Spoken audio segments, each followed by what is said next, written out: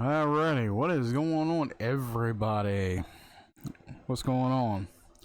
Welcome to our movie review podcast, Cinemacast. You're watching it right here on YouTube or over on our Twitch channel or our Rumble channel. If you're not following us on Rumble, links are down below. And no, we are no longer on TikTok for various reasons. So, first question, how do you guys like that intro? The montage intro of all the movies put together, before you actually get into the actual review itself. There's one clip that plays right at the end with Nicolas Cage. And if you've seen the movie, then you already know what I'm getting ready to talk about. That clip is from today's feature, 8mm. The 1999 crime thriller film directed by Joel Schumacher, the late Joel Schumacher. And you know what's ironic and funny about this movie? So, before he directed 8mm, he did a couple movies that, well, one of them was sort of alright in a sense, and the other one pretty much flopped with critics and even audiences, and it's kind of grown a cult following, I guess you could say, for a certain audience. There's an audience out there that likes it, and there's an audience that definitely doesn't like it, and there's in between, and that is Batman Forever and Batman and Robin, which were both directed by Joel Schumacher after Tim Burton had dropped from the projects because of how the script was. They didn't want Tim Burton to direct it. He did not like the script. Michael Keaton, who portrayed Batman, did not like the script at all. So they've decided to drop it. Yeah, they dropped it. And then Val Kilmer stepped in as Batman and Batman Forever, and Joel Schumacher stepped in as the director for Batman Forever and Batman Returns, like I said, which was a flop. And of course, there was supposed to be another movie to go along with those two. It's supposed to be a trilogy that was going to be directed by Joel Schumacher, and of course, the third Batman movie, which was supposed to be titled Batman Triumphant. And of course, they canceled that because of the failure of Batman and Robin, and so the very next movie that Joel Schumacher came out with, that was not a flop in my eyes, but however, it received mostly negative reviews from critics, but it was a box office success, and that is 8mm. 8mm is Joel Schumacher freshly coming off of Batman and Robin, and ironically, also around that time, or just a couple years after that, ironically, Joel Schumacher, he directed the last, those two Batman movies, and it was said that Nicolas Cage was supposed to portray Superman in a Superman movie, which did not, take off the way it was supposed to or the way they wanted it to. And of course, when Superman Returns came out with Brandon Roth, and everybody knows how people felt about that movie, so it's kind of ironic, you go from a superhero movie, and you got Joel Schumacher and Nicolas Cage. Everything kind of twines in there, everything kind of twines in there in an ironic case, so it's like, 8mm.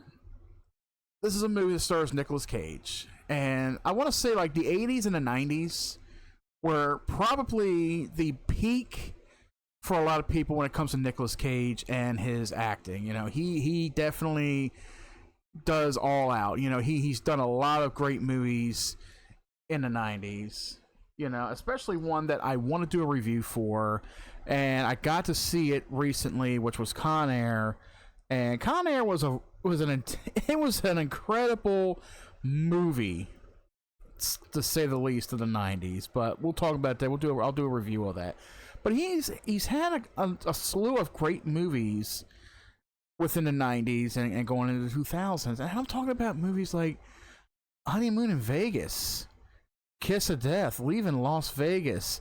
He was in The Rock with Sean Connery, Con Air, Face Off with John Travolta. You had City of Angels, Snake Eyes, which is another movie that I want to see that I have yet to see. I'm going to check that as well. But then, after 8mm, he played Bringing Out the Dead. That's another one I've been wanting to see for so long and I haven't gotten to. But then he hit 2000s with movies like Gone in 60 Seconds, The Family Man, God, what else? He was in so many movies. He was a National Treasure. People love that movie. Lord of War, it wasn't all that great for that movie. He was even Ghost Rider. Yeah, remember, he was in Ghost Rider. So he had a slew of movies that were good, but then he had movies that were bad. But you know what? This is an actor.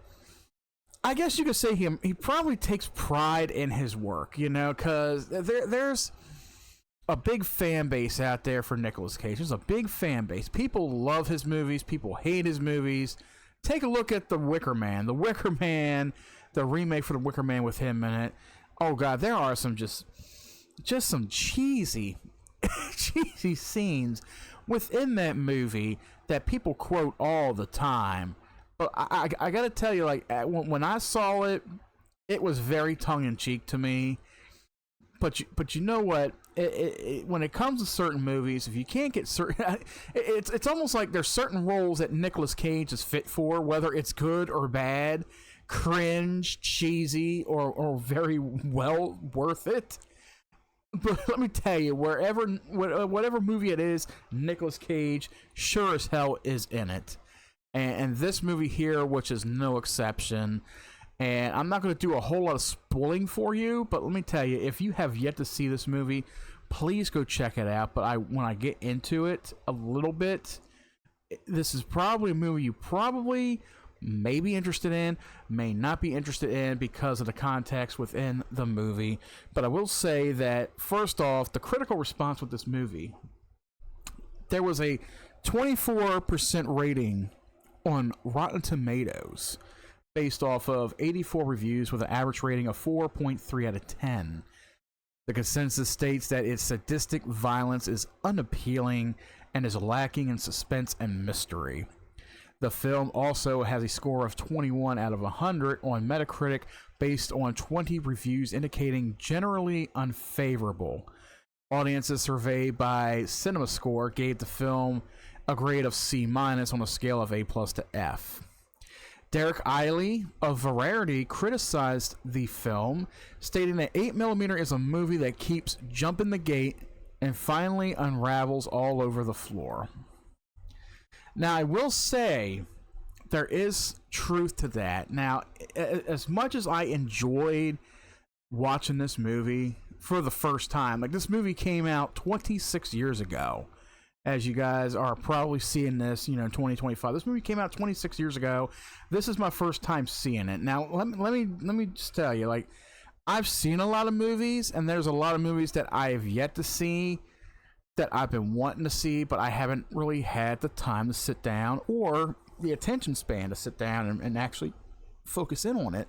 But I finally got to sit down and watch it. There was something that actually turned me on to it when I finally watched it. I forgot what it was, but I just so happened to look it up, and I just sat there and I watched it. I put myself into it, and of course, it's one of those movies. It has a decent hook at the beginning to get you hooked into not really what the plot is, but to get you into who the character is. And this is a character, portrayed by Nicolas Cage. He goes by the name of Tom Wells. He is a private investigator in this film. He takes cases where he spies on people for people. He's an investigator. He investigates certain things, missing persons and such. And this is a movie, it deals with a missing person, but it goes much deeper than just the person who is missing. It goes so deep. Now, let me tell you, even though this movie is a work of fiction, this movie does make you think, because the context of this movie happens in real life. when you watch this, okay, and I try not to bring too much of a reality base into these reviews. I try to stick to just a review of the movie itself. But let me tell you, the context in this movie, with what this movie's about, what really grips me and what can really grip you too is the fact of what you see in this film is the fact that this kind of thing exists in real life. It exists in areas throughout the country, throughout the world. There are some truly sick people out there that contain this type of stuff, that do this kind of stuff. And it's sickening also that there's not really any police activity involved around it to take care of this type of activity. Now, before I talk about the movie a little bit, I want to talk about Roger Ebert. Okay, so Roger Ebert, I'm very salty about Siskel and Ebert. Now, that was a show that I remember watching at a young age in the late 80s, early 90s, which was Siskel and Ebert at the movies. And they have some very salty, very tongue-in-cheek reviews and thoughts about certain movies. Even if there's a movie out there that, granted, is your favorite movie or it's something that you definitely love or have a passion for, and one of these reviewers will just completely shit all over it, and you're like, okay, well, fuck you then, right? Roger Ebert, he was one of the film's admirers, and he actually gave the film a 3 out of 4 stars, stating on his website, "I know some audience members will be appalled by this film, as many were by the movie Seven," which is another movie I have yet to see. I heard so much about. I got to check that out also.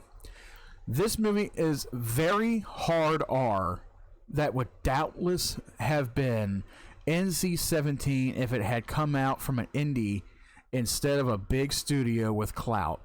But it is a real film, not a slick exploitation exercise with all the trappings of depravity but none of the consequences. Not a film where moral issues are forgotten in the excitement of the action climax. Yes, the hero is an ordinary man who finds himself able to handle violent situations, but that's not the movie's plot. Now, I'm going to go on and spoil a little bit. It's going to be a Tarantino kind of spoiler.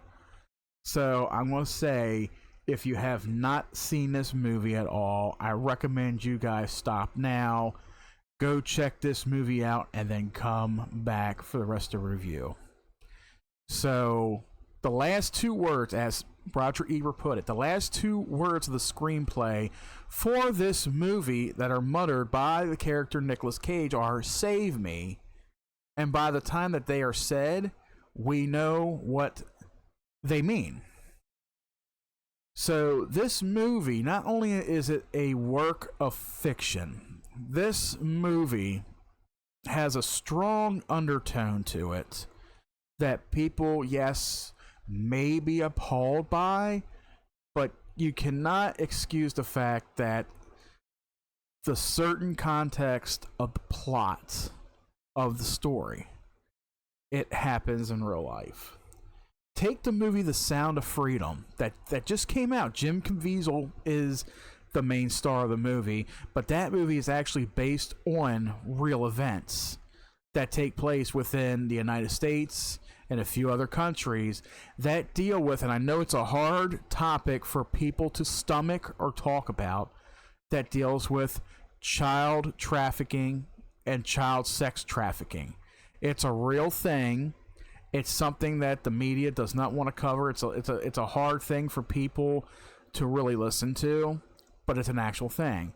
Whereas with a movie like 8mm, the context within this movie deals with pornography, violent pornography, very illegal violent pornography of all statutes.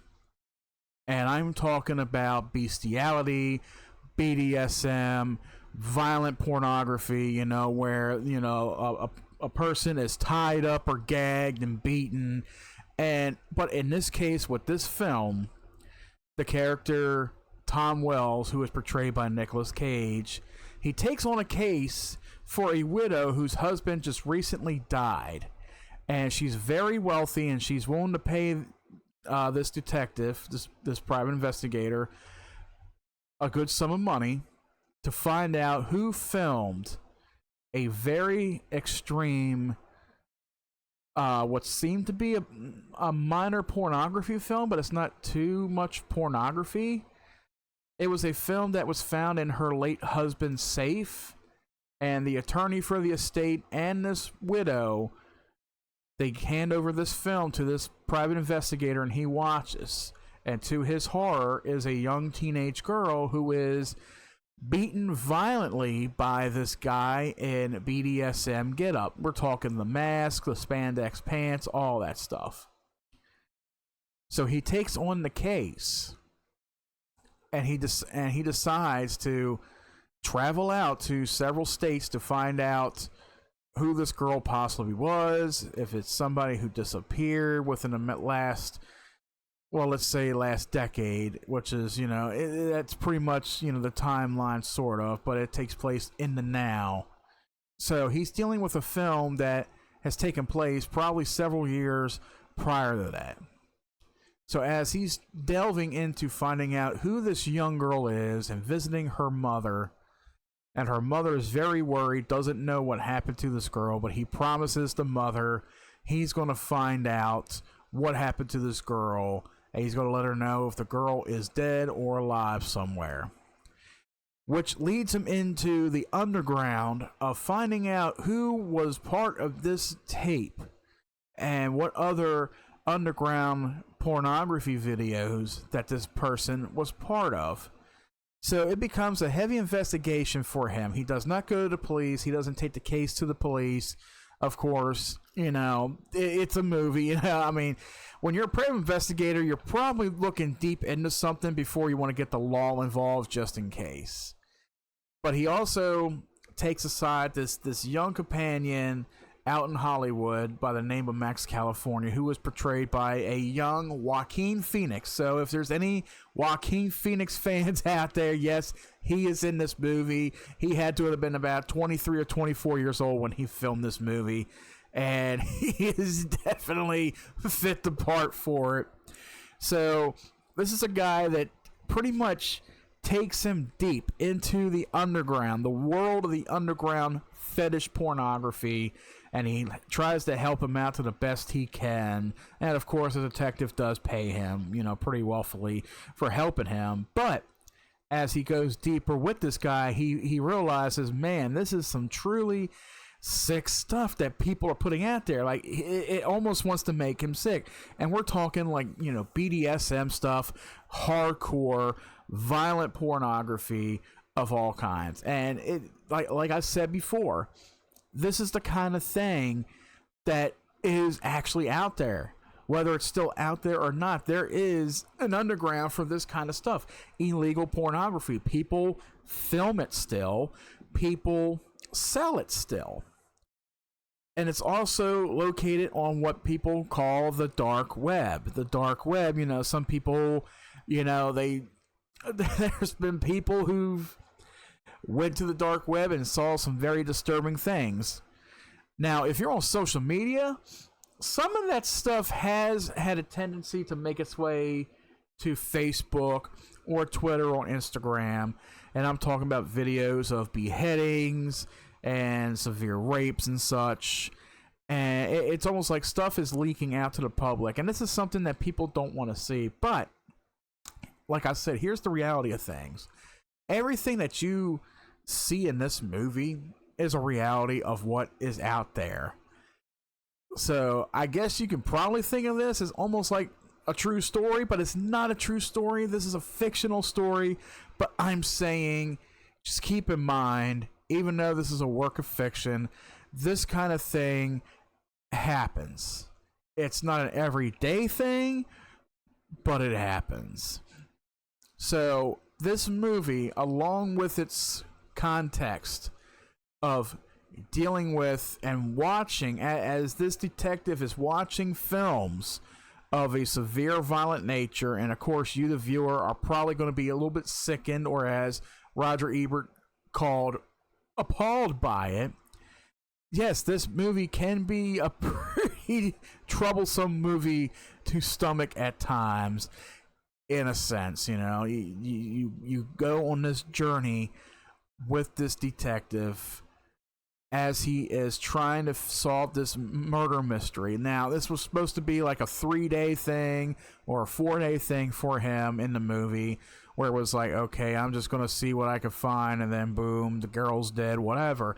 But you are along for the ride with this character.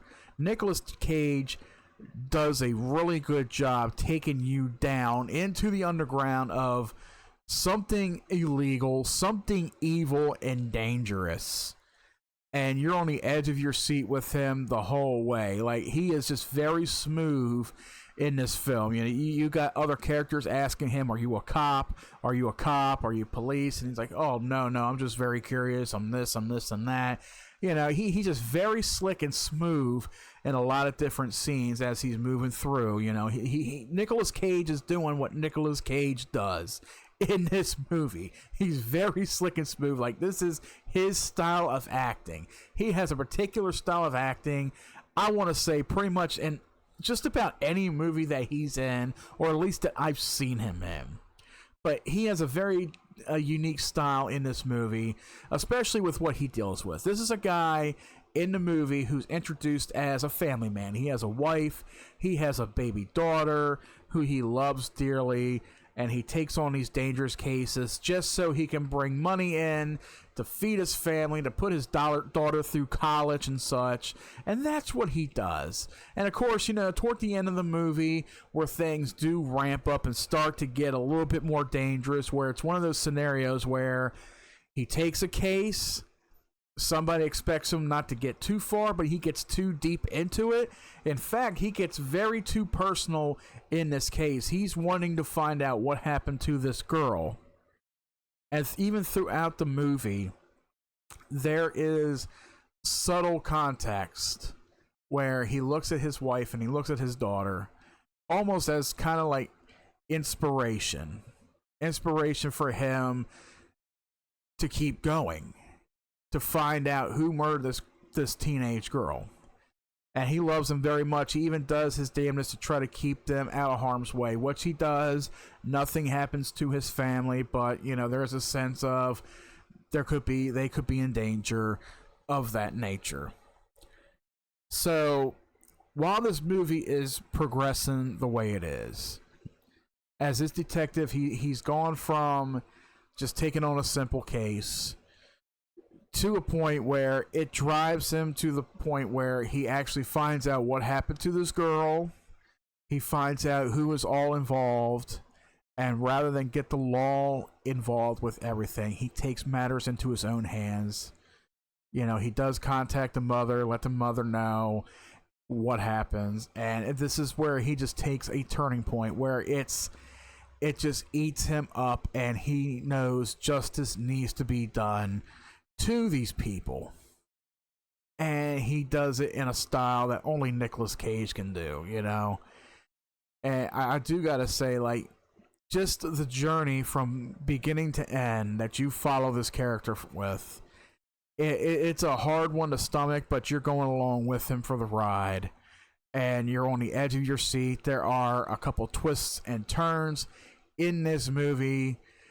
However, one of the twists in the movie, I kind of figured out pretty much at the beginning and throughout the movie as I watched. I kind of knew who was involved, and maybe not why they were involved, but it's one of those, like, okay, you want to know who did it, but then, when the big reveal of the twist happens within the last, I don't know, half hour of the movie, and you're like, yeah, I kind of figured that. So this movie, it had a one sense of predictability to me. It did have predictability to me with one particular character, and you'll probably feel the same way too if you end up watching it. Now, where this one review said that the movie keeps jumping the gate and unravels all over the floor. Now, I will say, with the way the plot works, you expect to be a big lead up to probably a big twist of events or one big explanation as to why this is happening, why these people were involved. But it's a sense of because we can. That's all it is. The big explanation at the end of the movie, or even toward the end of the movie in a sense, within the last 30, 40 minutes is because we can. Because we want to.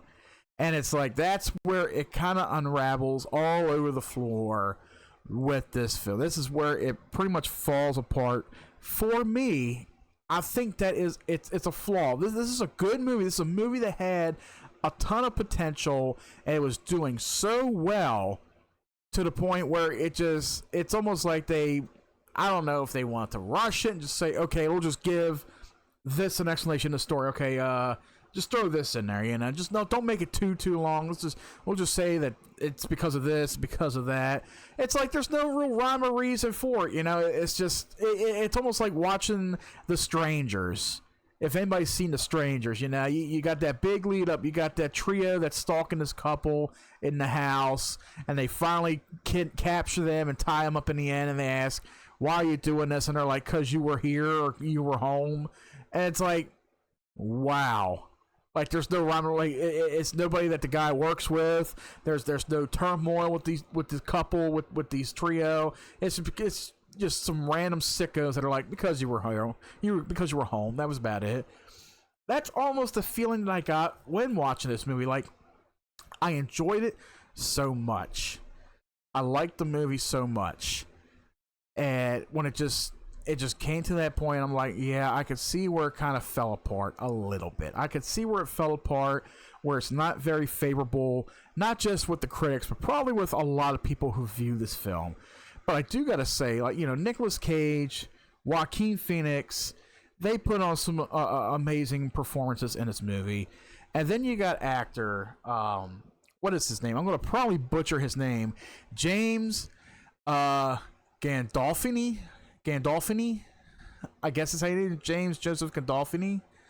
I might have butchered his last name, but you guys will know him best as Tony Soprano from The Sopranos. Yeah, Tony Soprano himself. He is in this movie, as well as actor Peter Stormare as pretty much one of the bad guys, one of the main head guys in the movie, of course. And also, there is a quick scene in this movie that features Norman Reedus, a 60 to maybe a minute or two, well, I almost say maybe a 3-minute long scene with Norman Reedus. Yes, 1999, young Norman Reedus. This was around the time when the Boondock Saints released. So yeah, he had a part in this movie. It's a short part. I thought he was going to be a part of the whole thing, but no, he was just a character, in some sense, but not really a key character, just a throwaway character that kind of leads you on to the next part of the plot and such. But yeah, this movie, it's been long overdue for me to watch it. And as I stated, with the way this movie plays out, it plays out on a good solid note. It does leave you on the edge of your seat at times. And then it just pretty much like a film reel comes unraveled in the end all over the floor.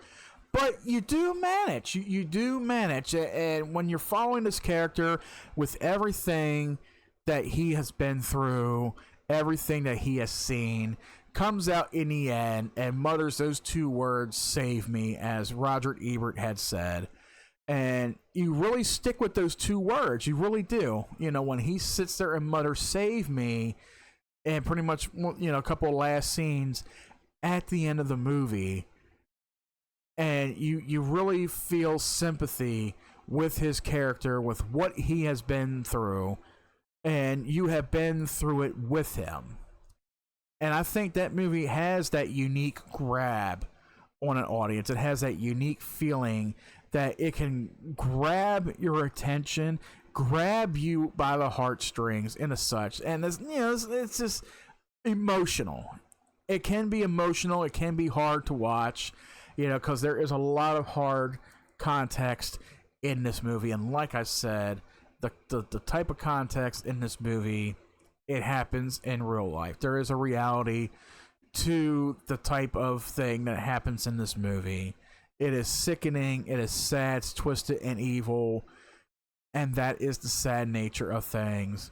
And this movie, it does really well with taking us into that underworld of things, even if this is a work of pure fiction. But it just gives you an eyeful of what the possibility is out there for this kind of thing that still happens to this day. What do I think about 8mm with Nicolas Cage? I enjoyed it. There was a couple flaws with it that pretty much made it fell short for me. It just kind of fell a little short for me, you know, especially with a few scenes dealing with those involved. But other than that, I think it was a strong, solid watch, and I have to give 8mm an 8 out of 10. This was definitely an enjoyable movie, and I think this is a movie that I will definitely come back and rewatch probably another 2 or 3 times, maybe over and over again. But I just gotta say, like, Nicolas Cage, he has a lot of good roles out there that are rewatchable over time, you know, and I gotta say, this is probably one of those performances that definitely leads me to where I could pop the movie in, get a bowl of popcorn, sit down, and enjoy this. Maybe not with the kids. Oh no, just wait till the kids or teenagers are growing up to actually watch this movie and enjoy with them. So, did you guys check out this movie 8mm? Did you enjoy it? What did you think about it? Leave me a comment right down below. Let us know what you thought about this movie. And guys, thank you so much for joining me today for our movie review of 8mm. So glad to have you here to sit by and listen to me ramble on about my thoughts of this movie. If you guys enjoy the content here on the channel, please leave a like and subscribe. Also, if you follow me or if you want to follow me on other platforms, links are all down below for Rumble, Twitch, and Kick. You can also follow me on X. And if you're on Discord, if you want to keep update with things for future podcasts and such, click the link down below for the Discord and join the server today. Thank you guys so much for joining me for today's feature of 8mm on Cinemacast. And until next time, we'll see you right back here at the cinema.